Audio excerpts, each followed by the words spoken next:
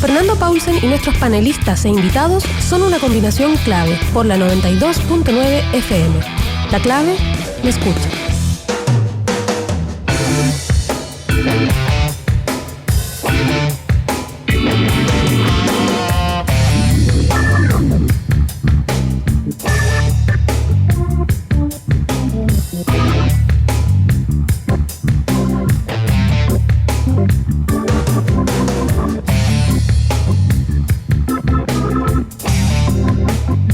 Estamos de vuelta y les voy a contar que llega el verano y con LATAM Travel solo tendrás que relajarte porque hay paquetes con todo incluido para tus vacaciones en el Caribe, Miami, Río y muchos destinos más. Visita hoy una de las oficinas en LATAM Travel que crean todo para tu viaje. Si tu negocio no se detiene, entonces tú tampoco. Con Central Telefónica Virtual de BTR Negocios, ahora conecta las llamadas fijas y móviles de tu pyme a un solo número.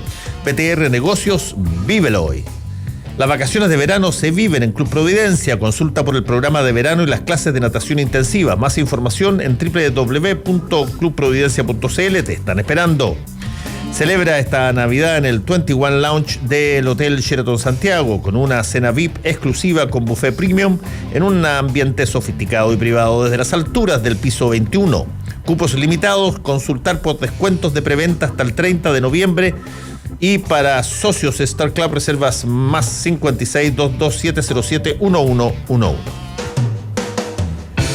Estamos en nuestro segundo panel de esta mañana.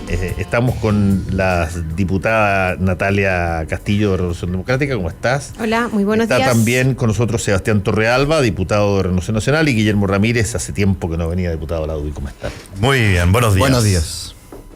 Buen día. Ya voy a partir preguntándole a la Natalia al tiro.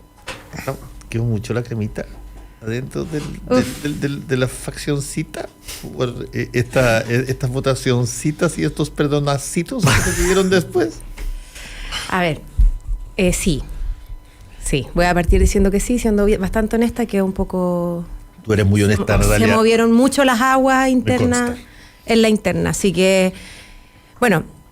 Nosotros siempre hemos tenido una posición política clara en esta materia, que es no permitir que se criminalice la protesta. ¿Qué pasó? Y yo sé que ya tener que dar una explicación es porque aquí hay algo que está mal hecho. ¿Qué pasó entonces? Se nos presenta un proyecto que tiene que ver, por un lado, que de hecho Sebastián es uno de los patrocinantes, por un lado la ley antisaqueo, y por otro lado, también le mete de contrabando varias normas que criminalizan derechamente la protesta desde mi perspectiva. Sanciona con una pena altísima, por ejemplo, poner una barricada, y además, cuando esto se comete por dos personas, le obliga al juez que se aplique el mayor grado de la pena. Teníamos que tomar una decisión táctica en cuanto a la votación. Teníamos dos alternativas. La primera alternativa era aprobar el proyecto en general, para mostrar disposición a hablar, por ejemplo, desde la izquierda, a tipificar el saqueo como un problema normativo que hoy día existe y que es real, y que yo, que soy diputada por la Comuna de La Granja, lo he visto, y he visto también cómo incluso se ataca al propio pueblo saqueando. Pero por otro lado tenía de contrabando todas estas normas antisaqueo. Entonces nosotros teníamos la opción de aprobar en general, rechazando en particular todas aquellas normas que a nosotros no nos gustan y con las cuales no estamos de acuerdo, o ocupar el camino alternativo, que era rechazar en general y luego aprobar, si el proyecto pasaba, solo aquellas normas relacionadas con el saqueo. ¿Y qué se hizo? Optamos por la primera opción, ¿ya? Y yo creo que cuando una votación no plasma claramente la posición política que hemos mantenido y sostenido hasta este tiempo, claramente ahí hay un error, hay un problema. Y si nuestra propia gente, que es la gente que cree en nosotros, no recibió el mensaje como nosotros lo quisimos comunicar, es porque lo hicimos mal. Y en ese sentido yo asumo, recojo todo el guante de las críticas que se nos han hecho. Nosotros no nos interesa. Y todas estas renuncias que se están anunciando que se han generado. Ahí por ahí escuché que renunciaron varios sectores de distintos partidos. El Partido Humanista parece que se va, el miércoles lo va a definir. Era una Bueno, pero es que eso ya es como harina de otro costal, porque una cosa es la decisión que se tomó... Estoy viendo cuáles son los costos de la decisión, por eso te digo. Sí. Que tú vas a tener que después tabularlos y decir, mira, a partir de esta cosa pasaron tales otras cosas. Sí, yo creo que todavía no estamos en condiciones de medir los costos totales. Nosotros estuvimos todo el fin de semana en distintas instancias con nuestra militancia, primero para explicar, nosotros sabemos que el trámite legislativo es muy árido, porque además se generó una sensación en la opinión pública como que esto ya es ley, y esto todavía no es ley, pasó al Senado. Nosotros en el Senado también estamos insistiendo en que se eliminen de este proyecto todas aquellas materias que criminalizan derechamente la protesta y que el proyecto quede solamente reducido a lo que dice el titular, que es una ley que sanciona el saqueo. Con lo que nosotros estamos de acuerdo, pero con lo que no estamos de acuerdo es con todas aquellas cosas que votamos en contra que criminalizan la protesta. Pero yo creo que, está todo en términos muy binarios hoy día. Yo creo que las cosas están muy blanco-negro y hoy día tomar posiciones como la que tomamos nosotros se interpreta como, desde nuestro sector, se interpreta como una traición y yo la verdad es que he estado todo este tiempo tratando de explicar que la posición política se ha mantenido y que también esa posición política se reflejó en la votación en particular, que es donde se ve el detalle de la ley. Pero entiendo también que tal vez se esperaba de nosotros una posición más clara en términos comunicacionales y también, hay que decirlo, hay algunos que también se suben por el chorro y se aprovechan y aprovechan de instalar caricaturas sobre nosotros. Yo te lo preguntaba porque me imagino que debe haber una turbulencia al interior del conglomerado. Y no porque fuera una cosa exclusiva. Hay montones de partidos que han tenido problemas de este tipo, sí, de distinto tenor, problemas al interior muy fuertes. Yo me acuerdo cuando en Renovación Nacional la bancada evangélica trata de traidor al presidente Piñera por aprobar la identidad de género. Yo me imagino que esa es una discusión que en algún momento dado tiene que haber soliviantado un montón de gente ahí y me imagino también que, ya que está también alguien de la UDI, en determinadas circunstancias quizás no parlamentarias, pero en las cosas que, por ejemplo, se han planteado respecto de cambios que en algún momento dado Guillermo, en la candidaturas se postulaban por algunos candidatos, particularmente Jaime Belolio, de que había que cambiar la fundación de, ¿te acuerdas tú? La declaración formal de inicio de la UDI basada en el golpe militar que planteó Belolio. Me imagino que también en algún momento dado tiene que haber sido discusión interna, no para que la gente se vaya, pero estas cosas pasan. Ahora, algunas tienen más costos que otras. Yo creo que por el momento político que estamos viviendo, esta decisión, que es una decisión táctica, que no refleja claramente tal vez para algunos una posición política, puede ser más costosa. Yo estoy consciente y de hecho nosotros en la bancada también hemos asumido, nos vamos a juntar hoy día en la noche, porque nos parece importante también revisar nuestra cultura organizacional también para ver si es que dentro de esa cultura hay algunas cosas que podemos corregir para ir tomando mejores decisiones. Déjame sí decirte una cosa, Natalia, que quizás es una cosa sutil, pero cuando Mario Desbordes le quiere mandar un mensaje a su socio de coalición, la UDI, respecto de que no le tengan miedo a una eventual situación paritaria, básicamente plantea, yo creo que, voy a mencionarlo así, yo creo que no hay nada que temer de que eventualmente pueda darse una situación igual, relativamente pareja de hombres y mujeres en una cosa. En el caso del Frente Amplio, quizás por las pulsiones, la gente que ha salido a criticar a quienes votaron de una manera y que después pidieron disculpas al interior del mismo Parlamento, lo hacen pero brutalmente. Pero te digo una cosa, Fernando, pasa que yo lo pensé harto durante el fin de semana y yo creo que lo que le pasó al Frente Amplio tiene que ver con una presión de sus bases. Y todos los partidos tenemos presión de nuestras bases. Sí, me imagino. A nosotros, hace 2 semanas atrás, cuando el presidente toma la decisión de impulsar un acuerdo por la Constitución, parte de nuestras bases también nos decían, oigan, saquen a los militares. Y lo que pasa es que uno finalmente tiene que estar dispuesto a que las bases a uno lo critiquen, pero uno no puede cambiar su posición de algo que ya votó porque tu base te critica. La posición nunca la hemos cambiado. A lo que voy yo es que lo que yo sentí con respecto a esa votación específica del Frente Amplio es que parece que les falta convicción con la paz social, con el orden y la seguridad, que son parte importante de las cosas que está pidiendo la gente en la calle. Entonces, a nosotros cuando tuvimos divisiones por los temas que tú nombraste, de igualdad de género y eso, nosotros tomamos una decisión cuando partió este periodo parlamentario, que en los temas que eran valóricos íbamos a tener libertad de acción. Por lo tanto, todo lo que saliera como crítica hacia afuera de eso, la verdad es que no tenía mucho sentido, porque todos teníamos una libertad de poder decidir qué es lo que íbamos a votar. Pero yo creo que no se ve bien que un sector político vote algo, que me imagino que lo pensaron al momento de votarlo, y como dijo la Natalia, es una decisión táctica, y a los 5 minutos salgan desdiciéndose de eso porque sus bases los están presionando. Yo creo que no habla bien del Frente Amplio, y ojalá espero que esas cosas vayan cambiando. La única diferencia, Sebastián, que yo encuentro que pasa hoy día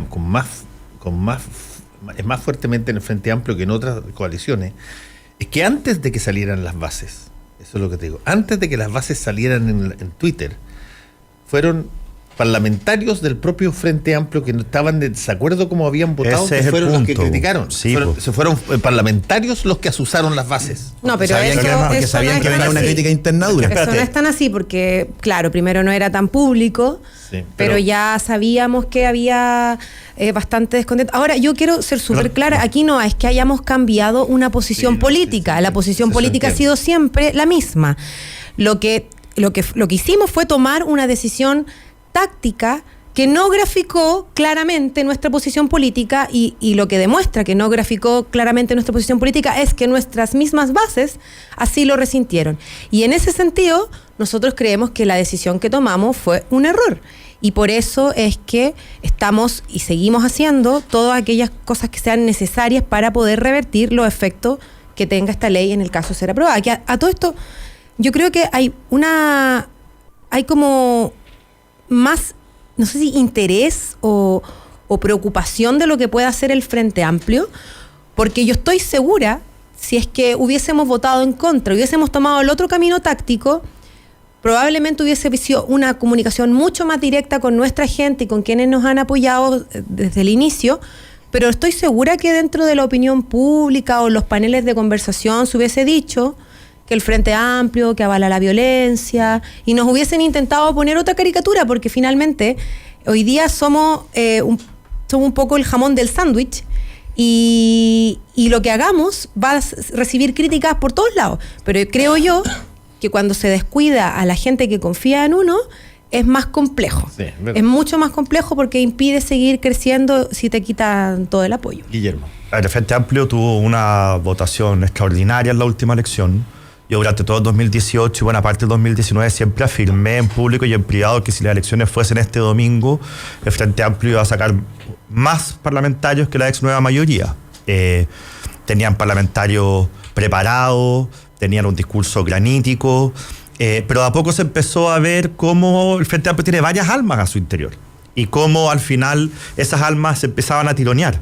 Pero eso pasa en todas las coaliciones. Sí, pero en temas muy, muy relevantes, porque yo puedo tener con gente de la UDI o con gente de Renovación diferencias en temas valóricos, pero acaso temas institucionales, que son los fundantes de lo que es la política. Entonces, el ejemplo más claro es lo que pasó con el Acuerdo por la Paz y la nueva Constitución, en que el movimiento de Gabriel Boric se quiebra en dos. Sharp lo critica, se van algunas personas del movimiento, quieren pasar a Boric al Tribunal Constitucional. El Partido Humanista dice que esta parte del Frente Amplio negoció con la derecha un proceso constituyente con letra chica. Otros dicen que una cocina. No, entonces y ahí uno empieza a ver el tironeo. Y ahora en este tema, que también es un tema fundamental, el Frente Amplio estaba tironeado por estos dos lados. Por un lado, tratando de vencer ese complejo que tiene la izquierda con los temas de seguridad ciudadana. De hecho, yo cuando votaron a favor, yo dije, este es un gran golpe que está dando el Frente Amplio, porque está dando una demostración de que puede haber una izquierda moderna que no tenga complejos con los temas de seguridad ciudadana. Pero también tironeados por digámoslo de alguna manera, la mirada más tradicional de que los temas de seguridad ciudadana a la izquierda más dura no le gustan, y finalmente se terminan arrepintiendo. Yo creo que aquí esto fue un error de principio a fin, y me estoy refiriendo más que nada al tema de cómo Boric y Jackson se terminan disculpando. Ahora de que estaban tironeados por el gobierno, en un proyecto de ley lleno de cosas que pasaban por contrabando. Y la verdad es que ninguna de esas excusas se sostiene por sí mismo. Primero, porque este no es un proyecto del gobierno, como lo decía Natalia. Este es un proyecto... pero fue patrocinado por el gobierno. No, pero este es un proyecto que está escrito por parlamentarios, fue presentada una moción parlamentaria y lo firmaron parlamentarios de gobierno y oposición. Pero el gobierno lo hizo suyo. Que lo apoyó. O sea, cada vez que... Lo hizo suyo, fue el ministro del Interior a defender está este bien, proyecto. Natalia, es pero un proyecto del gobierno, no lo escribió el gobierno, pero está bien, pero cuando hay un proyecto, pero cuando hay un proyecto, moción parlamentaria, todos los gobiernos, gobierno se puede manifestar a favor o en contra, eso no tiene nada de raro. Lo que quiero decir es que acá hay una moción parlamentaria que lo firmaron o hicieron el proyecto parlamentarios de oposición y de gobierno, con lo cual esa crítica de que este es un proyecto que nos pillaron mal parados es rara. Y luego todo este tema de que nos pasaron cosas por contrabando, yo no sé, Sebastián, si no me equivoco, el proyecto debe tener 2 páginas. Una. Sí. Una y media. Entonces uno dice, Muy bueno, simple. yo Son entiendo que te modificaciones pasen de contrabando algo en un proyecto de 150 páginas. No, pero me refiero... que te pasen de contrabando algo de una página y media. Pero me refiero a que escondidos en el título sí, pero está bien, pero, otros elementos. Natalia, pero la excusa de Jackson y Boric, la excusa de Jackson y Boric fue que al principio fue que no se leyeron bien el proyecto. Le echaban la culpa al gobierno. Y el proyecto de una página y media y es de moción parlamentaria. Entonces, ¿de qué estamos hablando? Entonces, yo creo que acá es importante sincerar finalmente, ¿cuál es la posición frente a, y si lo hizo Jackson en su video, frente a las movilizaciones? Porque si se considera que una barricada quemando cosas en la calle es criminalizar las manifestaciones, yo estoy en desacuerdo con esa afirmación. Ahora, dime una cosa, Guillermo, el colocar una barricada quemándose e interrumpiendo el tránsito, ¿no existe un delito que castigue eso? Sí.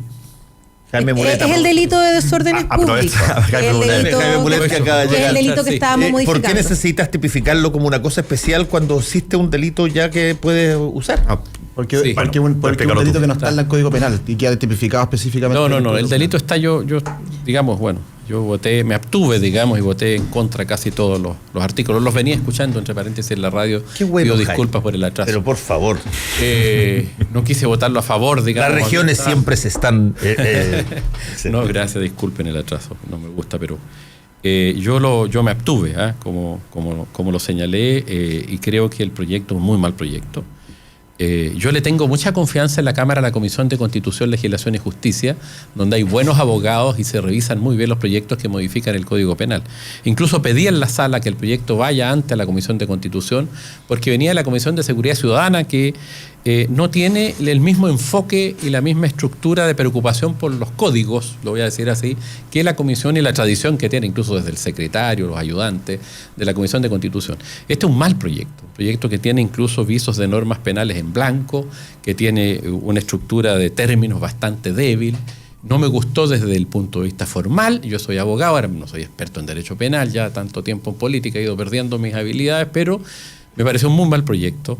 Y lo otro, que cada uno de los tipos penales que sanciona están sancionados en el resto de la legislación. Yo creo que aquí hubo una connotación más bien en la lógica de dar una señal, te fijas tú, contra los saqueos, pero los saqueos están penalizados en nuestro país.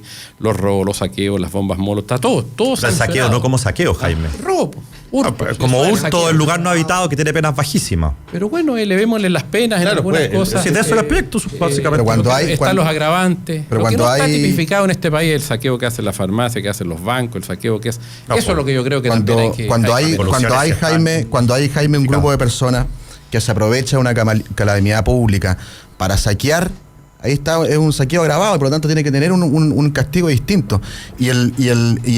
Con respecto a los otros, es que no es criminalizar la protesta, ¿sí?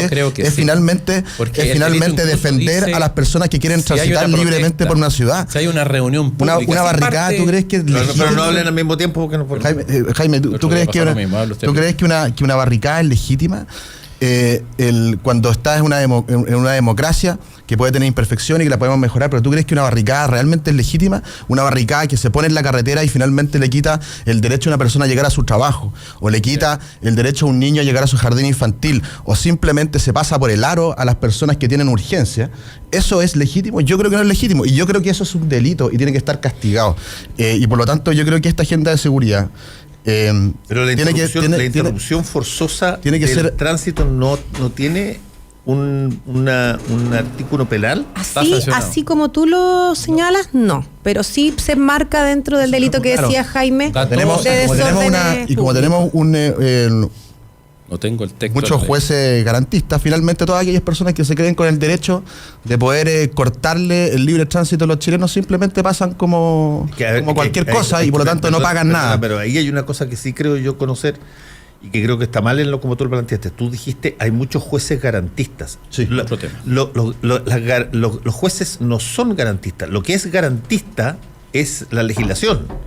La legislación es garantista y los jueces debieran aplicar todos la garantía que tienen los ciudadanos. Tenemos una legislación garantista construida durante muchos años. Lógico. Y que por lo tanto hay que mejorar. Y de hecho venía una modificación antes del. Venía una modificación del Código Penal que no sé en qué estará eso.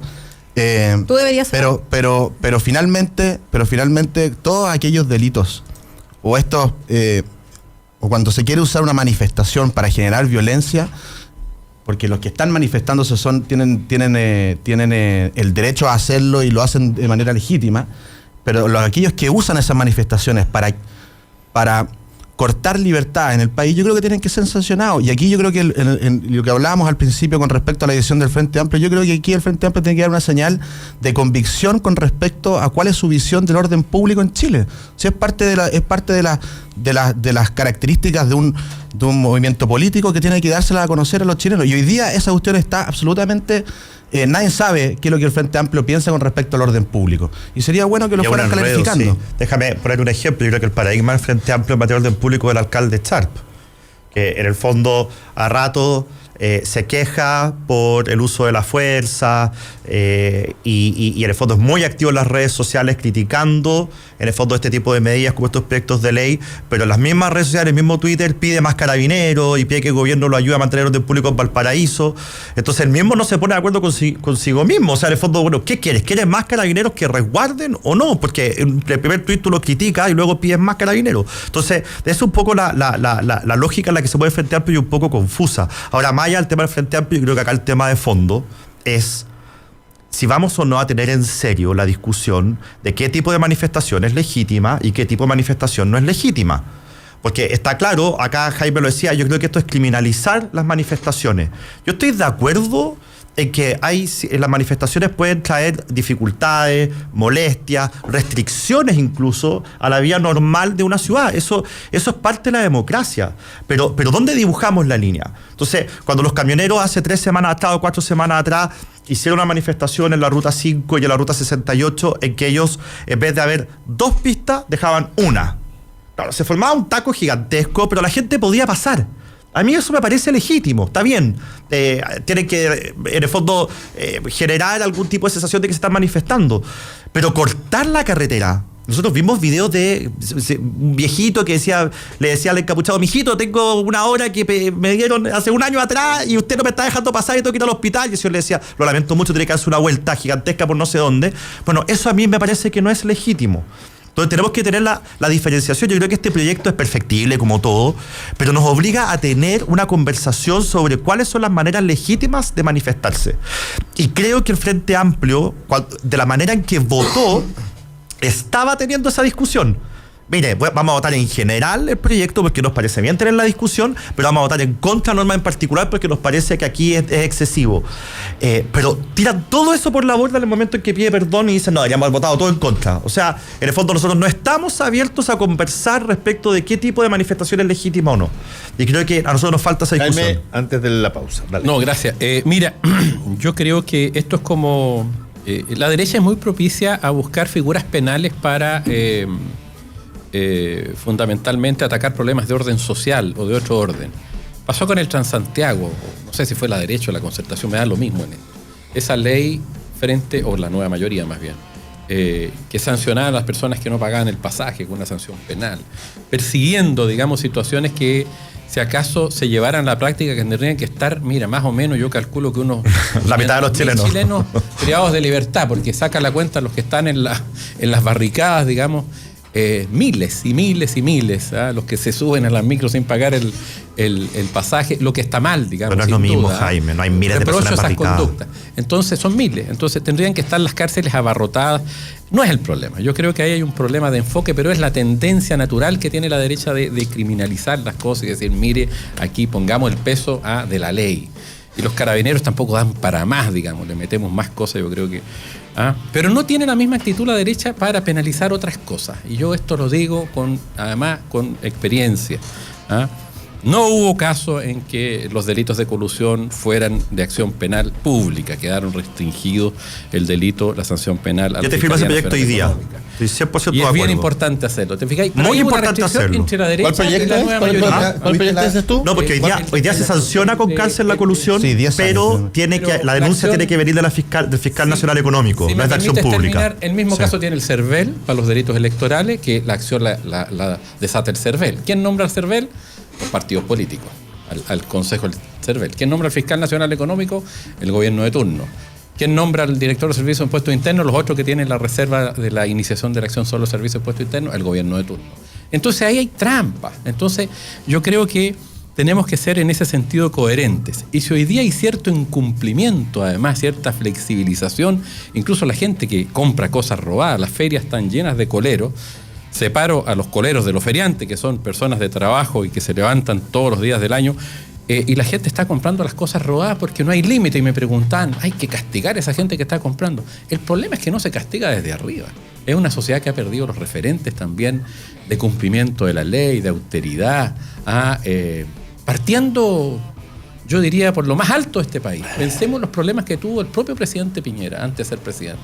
Al borde, al margen, en las empresas zombies, en los paraísos fiscales, las sanciones por LAN, el caso Chispa. Siendo senador compró una empresa zombie. El año 92 escuchaba un video en que estaba, entre otros, Paulsen, ahí una entrevista antigua, y me daba cuenta que el año 92 siendo senador, y él reconocía que sí, que le había pedido permiso de impuestos internos, no era todo legal porque había pasado por impuestos internos, siendo senador de la República, de la Comisión de Hacienda. Es que eso es lo más complejo, Entonces, porque son cuestiones que están dentro de la legalidad.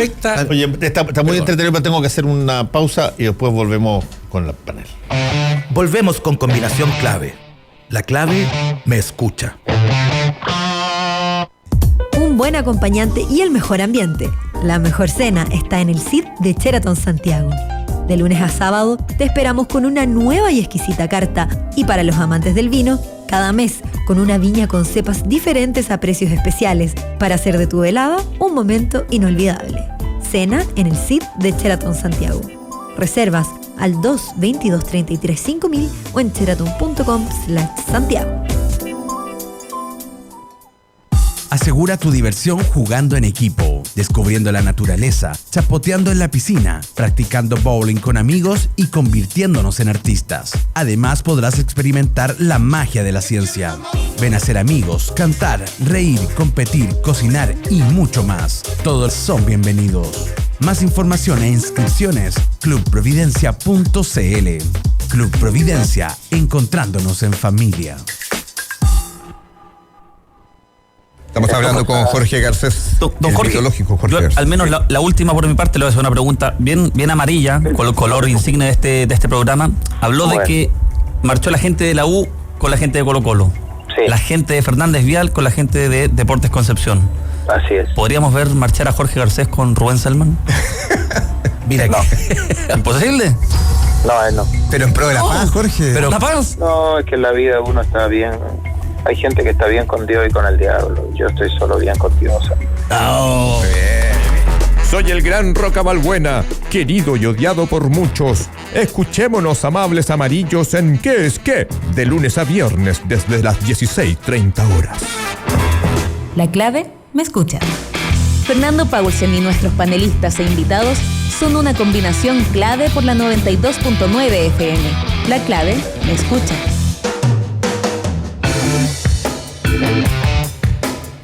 Ahora contesto tu anexo desde tu oficina, el aeropuerto, el metro, donde estés, porque con Central Telefónica Virtual de BTR Negocios puedes conectar las llamadas fijas y móviles de tu pyme a un solo número. BTR Negocios, vívelo hoy. Está junto a nosotros Marley Coffee, un café de 100% orgánico en 6 diferentes variedades para disfrutar donde tú quieras. Encuéntralo en supermercados, minimarkets y cafeterías del país. Con Marley Coffee disfruta tu día con toda la onda. Año nuevo, la buena onda y la vibra playera se encienden como luces de neón para brillar toda la noche en la más fabulosa fiesta de Año Nuevo en el Hotel Sheraton Santiago. Cena buffet en el Bohío y buffet premium en el CID. Decoración de William Gacy. Informaciones y reservas al más 56 22707 1111 y más 56 94906 4701. Estamos con nuestro panel de este día lunes, con Natalia Castillo, Jaime Mulet, Sebastián Torrealba y Guillermo Ramírez. Oye, Sebastián. Fernando, Jaime estaba hablando antes de la pausa, estaba hablando sobre el tema de los delitos que se llaman ciúticamente de cuello y corbata. Sí. Y nosotros presentamos la semana pasada, en conjunto también con la UDI, proyectos para esos delitos que hoy día es evidente que la gente dice, bueno, aquí alguien se roba o vende discos pirateados en la calle y el que se colude finalmente no tiene ninguna pena. Y eso es una realidad, la gente lo siente y eso pasa en Chile. Y nosotros presentamos una agenda más completa que no solamente tiene que ver con estos delitos económicos, que es la agenda de abuso, que finalmente lo que hace es hacerse cargo de los abusos que se cometen desde el mundo empresarial con aquellos delitos económicos, desde el mundo de los consumidores y también desde el Estado, que también es la novedad. Que también es alguien que abusa finalmente y que a veces no nos damos cuenta, pero nosotros desde Renovación Nacional y con la UDI estamos convencidos de eso y estamos avanzando de eso. Creo que hoy día el presidente va a anunciar algo, durante la semana anunciar algo con respecto a eso. Entonces, ojalá, lo que yo quiero es que ojalá que se le dé la misma urgencia que se le dio a los delitos de saqueos, a los encapuchados, ojalá se le dé la misma urgencia para que lo despachemos rápido del Congreso. Sí, que esa cuestión es algo que todo el mundo sabe que pasa en Chile y que tenemos que dejarle que pase. Una pregunta, Sebastián, y a la mesa respecto de eso. Yo he hablado harto y he escrito columnas sobre el caso de la justicia diferenciada para determinados tipos de delitos de hace mucho tiempo. Y hay un punto que me interesa, porque normalmente cuando se quiere colocar un mayor celo en determinado tipo de delitos, se buscan mucho los aumentos de penas. Entonces, o sea, esta puede ser más grave. Cuando yo estoy de acuerdo que las penas todas tienen que ser aleccionadoras y tienen que ser lo suficientemente, sobre todo cuando se vulnera la confianza pública, que es la única cosa que sostiene un pacto social armado. Pero hay muy poca... Buena frase, te la voy a robar. Sí, hay muy poco énfasis en darle poder a quienes tienen que mirar que esto suceda, es decir, a los fiscalizadores, a las personas que pueden investigar los casos de colusión. Fíjate tú que tú lo adviertes cada vez que una superintendencia, cada vez que una institución pública le preguntas tú, ¿cómo ustedes no advirtieron esto? La respuesta es que nunca tienen recursos para fiscalización. Y eso viene por diseño así. Viene por diseño para que no haya este tipo de cosas. Por lo tanto, mi sugerencia es que si que tú quieres hacer algo respecto de los delitos contra la confianza pública, que yo creo que todos ellos deberán subir de penalidad, desde la información privilegiada hasta la colusión, lo que tú debieras hacer es colocar recursos serios y facultades de verdad atingentes allí donde están quienes pueden observar que esto suceda. Si es que es el Servicio de Impuestos Internos, el Servicio de Impuestos Internos. Si es que es las situaciones del Banco Central con la salida y exportación de capitales, es el Banco Central con la salida. Tienes que generar gente que esté buscando justamente estas cosas, porque no sacas nada con subir las penas si nunca van a encontrar nada porque no hay gente buscando. En el caso de los que están en el sector público están obligados a denunciar cuando conocen de un delito, los funcionarios públicos, y algo que nosotros es la nada misma. Claro, y algo que nosotros estamos proponiendo en esta agenda es que también los diputados y senadores tengan que denunciar cuando están en conocimiento de un delito, pero tú tienes la razón. O sea, aquí hay que finalmente establecer un sistema en donde las instituciones tengan la capacidad de poder querellarse y perseguir esos delitos. Y por lo tanto, aquí hay que hacer un trabajo en conjunto transversal, porque finalmente todos sabemos lo que pasa, pero las soluciones son distintas, pero hay que dar una señal, como dimos una señal con respecto al orden y seguridad contra los saqueos y contra los encapuchados, que yo creo que son leyes que son súper importantes. Aquí también tenemos que dar una señal potente, porque ya basta de que personas que se sienten con el derecho de coludirse simplemente no pasen ni un día en la cárcel, y tampoco son apuntados con el dedo como delincuentes. Y la verdad es que aquel que se colude, por ejemplo, en los precios de los remedios, que es una cuestión tan relevante para la vida de todos los chilenos, esa persona simplemente es un delincuente, no es otra cosa. Jaime Sí, Mulet. el enfoque que coloca Fernando es poco... se ha visto poco. Tiene razón Fernando, porque muchas veces se queda en el aumento de la sanción y no en el fortalecimiento del rol fiscalizador de parte del Estado de los órganos pertinentes. Por ejemplo, en materia de código de aguas, hubo avance bien importante para fiscalizar y sancionar a los que se roban las aguas, digamos, pero no tiene funcionario. Entonces, al final, la gente petorca, la gente... No está la contraparte del fiscalizador antes que la comisión del delito, que al final es el que pesquisa el delito, el que encuentra la primera prueba, en fin. Es bien interesante. Eso también creo yo que la Fiscalía Nacional Económica en algún momento se le dio cierta estructura más orgánica y se le puso más peso, más profesionales. Pero otro organismo, la Comisión del Mercado Financiero, reclama tener herramientas para.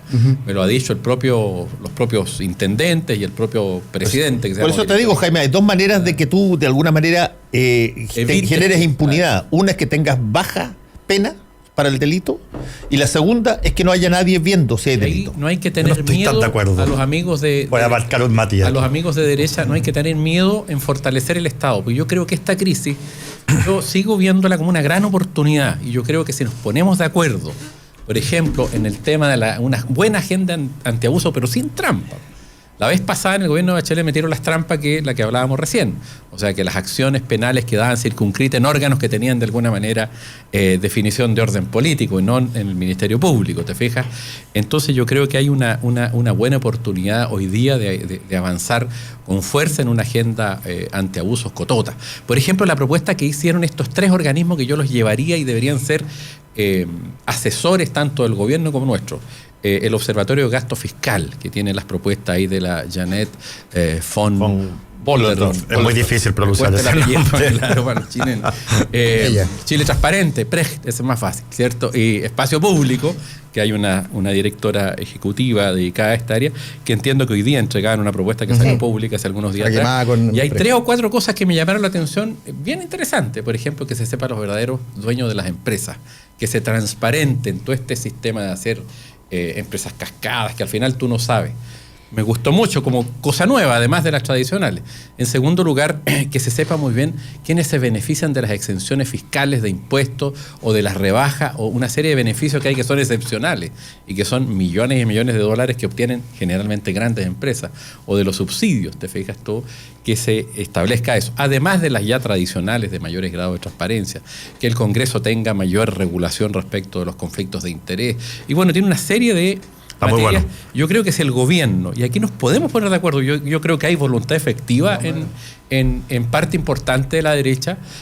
Nos ponemos de acuerdo y así decimos ya, 2, 3, 4 meses, con el apoyo. De hecho, estuve con la directora del Observatorio Fiscal hace algunas semanas atrás, preguntándole algunas cosas, y ellos tienen toda la disposición de colaborar. Son organismos técnicos. Lo que falta, mira, si esto está bastante estudiado, lo que falta es decisión política. Y no tener miedo, te fijas, y no meter trampa en la elaboración de leyes que sean más estrictas. No, y además hay un punto que es súper relevante, que lo destaca aquí en un Twitter Jorge Condesa, que tiene que ver con los conflictos de interés que están generados, en términos de quién te nombra, quién te llega. O sea, por ejemplo, hay casos entre los reguladores y fiscalizadores que miran todo este tipo de problemas. ¿Por qué tú tendrías que cambiarlos cada cada administración, cada gobierno de espacios ¿Por qué no se genera una línea continua de funcionarios que tienen las facultades y tienen que ser facultades muy potentes? Miren ustedes otros países, y yo siempre saco el caso de Estados Unidos para este tipo de cosas, es decir, todos los delitos que atentan contra la confianza pública, que en los sistemas son considerados, es la lógica matriz total. La razón por la cual tú paras en las luces rojas, y lo he dicho toda la vida, es porque tú supones que cuando tú estés en una luz verde, alguien va a parar y no va a pasar, igual porque respeta tanto como tú eso. Y porque tú pagas tus impuestos, bueno, porque tú esperas que los demás paguen los impuestos. Si tú te das cuenta que no se pagan los impuestos o que se eluden sistemáticamente y nadie lo vigila, tú empiezas a pensar de que por qué yo no hago lo mismo. Obvio. Entonces, la confianza pública es la base. Y en el caso estadounidense, lo más interesante no son tanto las penas, que son altas, y de entrada, porque es un delito que es los mecanismos y recursos que se le asignan a los reguladores para poder meterse donde sea a averiguar exactamente lo que está haciendo. Pero es que hay casos, el caso Neus. Yo voy a poner un solo matiz. Un solo matiz. Mira, yo estoy de acuerdo con que el tema de las penas hay que revisarlo. Algunas habrá que bajarlas, otras subirlas para que haya proporcionalidad entre los delitos. Estoy de acuerdo también con que hay que dar más poder de fiscalización. Pero ojo, que el poder de fiscalización es menos importante que un cuerpo legal que obligue a estos entes fiscalizadores a hacer la investigación y a llegar a los culpables o llegar finalmente a un resultado. Porque Jaime ponía un ejemplo, decía, por ejemplo, alguien que se roba el agua. Entonces necesitamos más fiscalizadores. La verdad es que ese no es el problema de fondo, porque si alguien se roba el agua, está perjudicando a alguien que está aguas abajo. Y ese alguien que está aguas abajo siendo perjudicado puede hacer una denuncia. Entonces, el rol de fiscalizador en la mayoría de los delitos finalmente viene por el lado de quien es perjudicado y hace la denuncia. El problema está en que, en muchos casos, el problema está en que se hacen las denuncias, pero tenemos, por ejemplo, un problema hoy día en el Ministerio Público de la cantidad de causas que se archivan.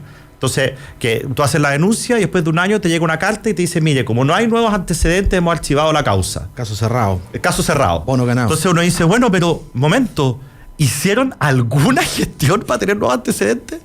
Y muchas veces, lamentablemente, la respuesta es no. Entonces, pero es que eso ya no es fiscalización, en el fondo, eso es investigación. No estoy de acuerdo, pero por eso es que el rol del fiscalizador previo es muy importante, porque ahí tú tienes la prueba. Lo que pasa es que está bien, pero lo que trato de decir es que el cuello de botella en Chile, nosotros hoy día lo que tenemos en el Ministerio Público y en muchos organismos especializados, el cuello de botella está en que se verifica efectivamente que hay una irregularidad, una ilegalidad, un delito, porque hay alguien que hace la denuncia, pero el cuello de botella está en que no hay ningún tipo de incentivo ni de sanción para cuando estos organismos finalmente dejan una serie de denuncias sin investigar. Pero mira el ejemplo que pusiste, que me parece extraordinario. El ejemplo del agua, a ver, yo te diría... No estoy diciendo que no se fiscaliza, estoy diciendo que apuntemos donde está el cuello de botella. No se fiscaliza, que tú tienes razón, no se fiscaliza o se fiscaliza...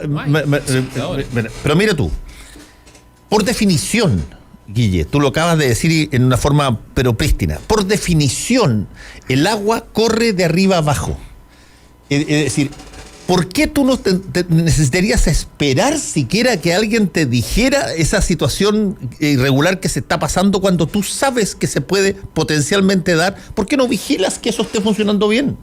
¿Por qué no tienes a un regulador que constantemente va a revisar aquello? También. Porque el agua corre y las posibilidades de que alguien las capture más arriba para perjudicar más abajo eso es parte de la gravedad. Me estoy refiriendo a la ley de gravedad de cómo corre el agua. Entonces, y por lo tanto, hay montones de cosas que a mí me impresiona que uno necesita hacer, pero N cantidad de vericuetos para alcanzar a llegar a que alguien siquiera revise algo.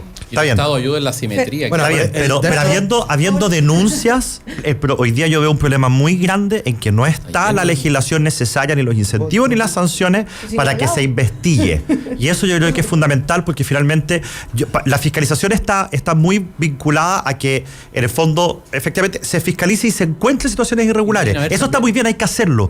Pero hoy día, habiendo muchas situaciones identificadas, no se investiga y finalmente terminan archivando las causas. Yo quería solo Natalia quería hablar. aportar un elemento que yo creo que esto es como una mesa de 4 patas.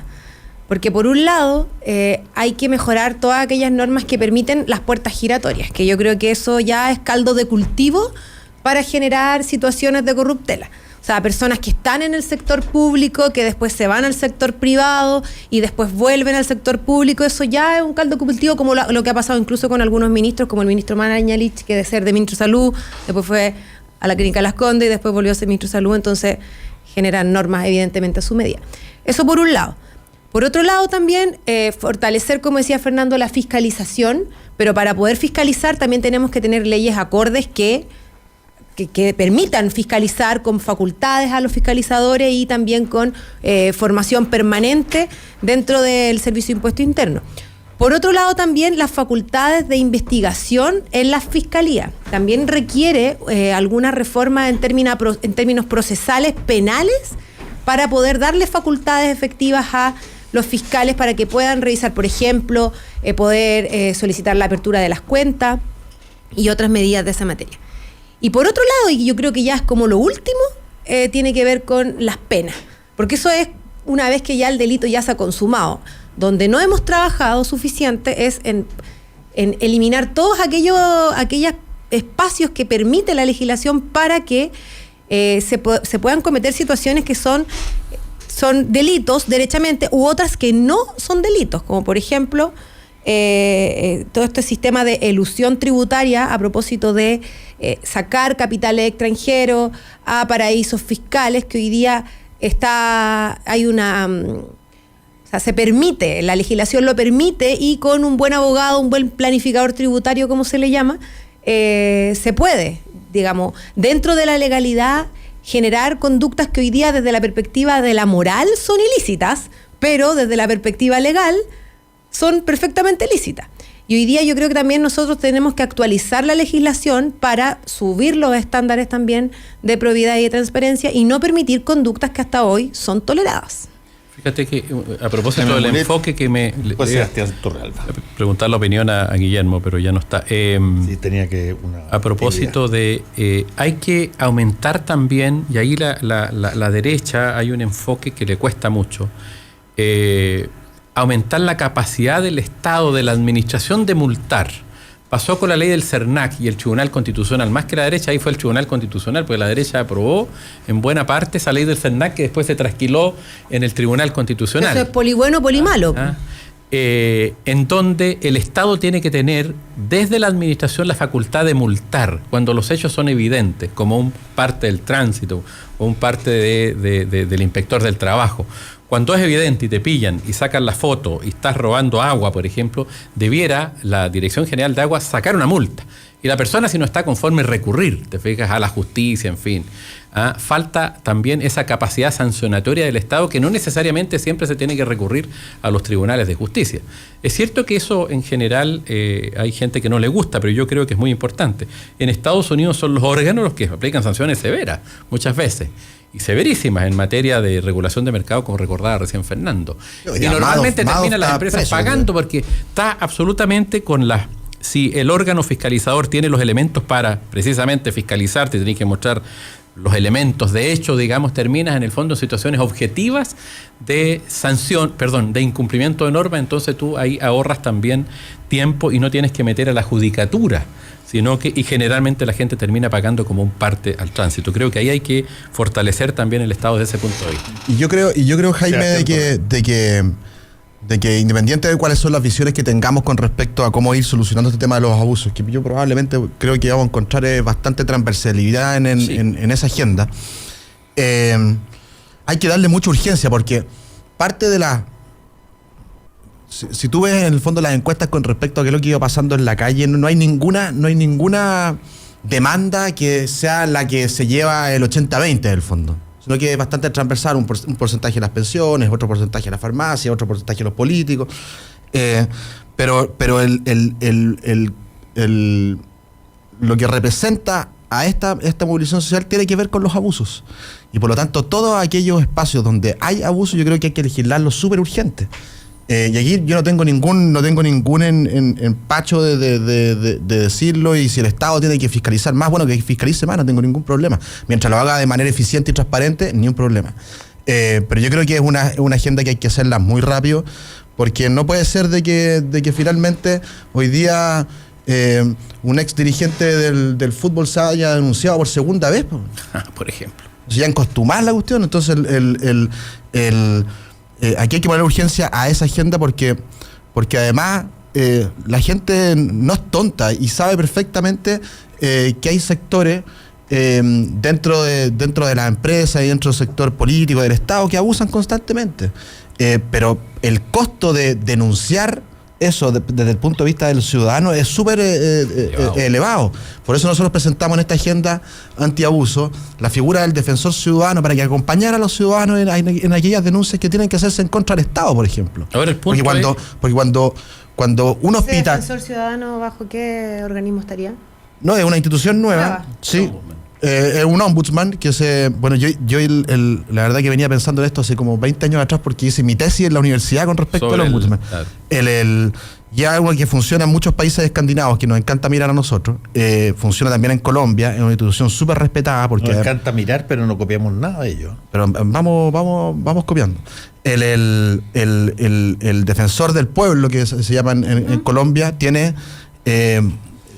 la institución, la gente la respeta mucho porque es una persona que está como por sobre el bien y el mal, es absolutamente independiente y no puede usar su cargo para luego pasar a cargos de elección popular, lo tiene prohibido para siempre. Por lo tanto, aquí hay que crear una institución que defienda a los ciudadanos con respecto a los abusos del Estado. Eso es clave, porque el Estado abusa constantemente. Cuando te atienden o te tienen en un pasillo en un hospital durante 15 horas con la vesícula hinchada, o cuando el Compin simplemente le dio lo mismo y durante un año y medio no te pagó tu licencia, eso es parte de los abusos que hace el Estado y que lo ha hecho siempre. Y por lo tanto, yo creo que crear esta institución es súper importante, así como es importante que le demos mucha urgencia, al igual como le dimos a la ley de saqueo y anti-encapuchado, a los delitos de mal llamado o ciúticamente llamado de cuello y corbata, que yo creo que es importante hacerlo rápido porque es una señal finalmente que la gente está esperando. Para mí son delitos contra la confianza pública. Yo creo que, no estando de acuerdo contigo en el tema de la ley antisaqueo, quiero ser bien claro en eso porque no la voté a favor, en la forma como se hizo, y estando en contra de los saqueos, obviamente, aunque sea reiterativo. Creo que la agenda contra el abuso, como se ha llamado, contra la confianza pública, en fin, como señala Fernando, mira, esta discusión viene hace 30 años atrás. El ombudsman lo planteó el señor Fernández cuando fue fiscal nacional económico. Hay una comisión defensora ciudadana hoy día. En el gobierno de Lagos. Y cada vez las normas por la libre competencia, por la colusión en contra de los atentados a la libre competencia, se discutió hace 2 años. Las de los partidos políticos hace 2 o 3 años atrás en el gobierno pasado. Las propuestas que hizo la Comisión Engel particularmente. El problema es que se discute y no se toman las decisiones. Entonces, o se meten leyes que tienen sus trampas y sus vacíos, como los que hablábamos hace un rato atrás, respecto a quién puede iniciar las acciones penales en el CERVEL y en la Fiscalía Nacional Económica. Entonces, lo que hay que hacer ahora es, yo creo que, transparentar también el debate dentro del Parlamento. Porque fueron los propios parlamentarios en los gobiernos anteriores, y particularmente en el gobierno anterior, en estos 2 temas que pongo, que impidieron que sea efectivamente dura. ¿Y por qué? Por la presión que hay, por el lobby que hay que decirlo, hay que decir la verdad, por el temor de muchos parlamentarios de verse envueltos en situaciones ante el Ministerio Público. Entonces hoy día hay que aprovechar la protesta social, el impulso que ha dado la gente que ha salido a la calle, y hacerlo verdaderamente. Por eso que yo creo que hay que incorporar en el debate, incluso como asesores de las comisiones, a organismos como Chile Transparente, como el Observatorio de Gasto Fiscal, para que no haya duda alguna, te fijas tú, porque hay trampas, hay parlamentarios de alguna manera que tienen ciertos vínculos, digamos, esta cosa de... Yo no digo que haya dinero sobre la mesa, una cosa burda, pero hay vínculos. Los propios partidos políticos los tienen por sus historia, en fin. Entonces, creo que hay que hacer un esfuerzo hoy día y contar con todas las cortapisas para que se haga efectivamente una ley y para que vayan a la cárcel la persona que comete un delito de colusión, para que efectivamente, no sé, pues el robo de agua sea sancionado, para seguir con el ejemplo del agua, o para que se sepa quién es el que recibió la exención a la larga de estas empresas cascadas, que no sabéis quién se beneficia de todas estas trampas fiscales que hay y de los ahorros tributarios que se hacen, etcétera, etcétera. Y no andemos al borde, como andan algunos de la ley, haciendo trampas, digamos. Entonces yo insisto, podríamos llamar un gran acuerdo, así como se hizo ese acuerdo que yo no suscribí a propósito de la nueva Constitución, pero uno contra el abuso lo suscribiría de inmediato, con los organismos estos especializados que estén de garantes, digamos, de que eso efectivamente se cumple. Fernando, sí. Solo hay una institución muy parecida a la que señala Sebastián hoy día, que está vigente en Chile, que yo la denomino como el Ombudsman, que es la Defensoría de la Niñez. Claro. Que su inspiración era generar redes territoriales para que a lo largo de todo Chile, en todas las comunidades, los niños pudiesen contar con una defensa jurídica.